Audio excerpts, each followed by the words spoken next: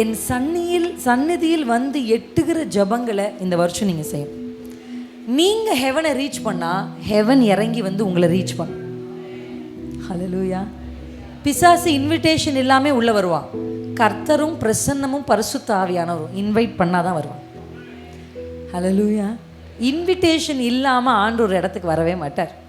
அற்புதம் நடக்கணுமா? ஹல்லேலூயா. குறைவுகள் நிறைவாகணுமா?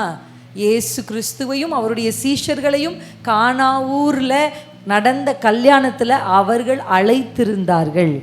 அழைக்கப்பட்டதுனால அந்த ஊரில் 1008 கல்யாணம் நடந்திருக்கும். ஆனால் இயேசுவை அழைச்சதுனால அந்த குடும்பம் வெட்கப்படாமல் கர்த்தர் காப்பாற்றினார். அல்லேலூயா.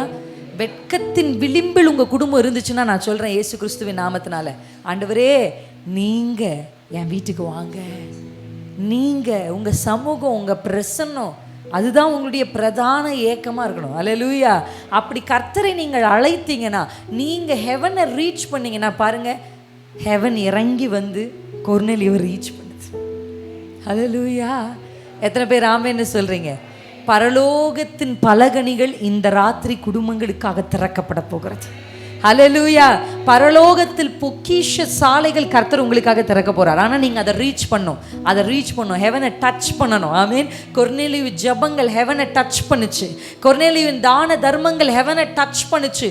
இந்த வருஷம் குடும்பத்தில் ஒரு ஆள் எழும்பி உங்கள் ஜபத்தினாலும் உங்கள் கிரியைகளினாலும் தேவ சமூகத்தை, அவருடைய சிங்காசனத்தை தொட்டீர்கள் என்று சொன்னால் வானம் உங்களுக்காக திறக்கப்பட்டு கர்த்தர் இறங்கி வந்து உங்கள் தேவைகளை, உங்கள் குறைவுகளை, உங்கள் ஏக்கங்களை எல்லாவற்றையும் கர்த்தர் தீர்த்து வைக்க போதுமான தேவனாக இருக்கிறார். எத்தனை பேர் ஆசைப்படுறீங்க?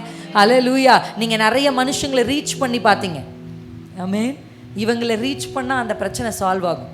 இவங்க கிட்ட போய் கேட்டால் அந்த சூழல் மாறும். You try to reach people.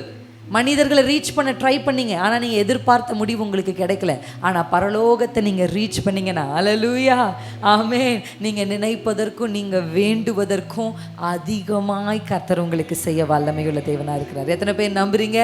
கொர்நேலியுவுக்கு சொல்லப்பட்ட வார்த்தை, அந்த தேவதூதன் வழியாக சொல்லப்பட்ட வார்த்தை என்ன தெரியுமா? அவன் பரலோகத்தை வந்து எட்டிருச்சுப்பா.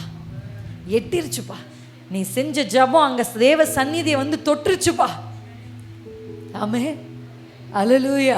இன்னைக்கும் உங்களுக்கு அந்த ஆக்சஸை கர்த்தர் திறந்து வைக்கிறார். ஆமென். இயேசு கிறிஸ்து இன்றைக்கும் நீங்கள் என்ன பண்ணணும் தெரியுமா? உத்தம ஜபத்தையும் உண்மையுள்ள கிரியைகளையும் இந்த வருஷம் செய்யணும்.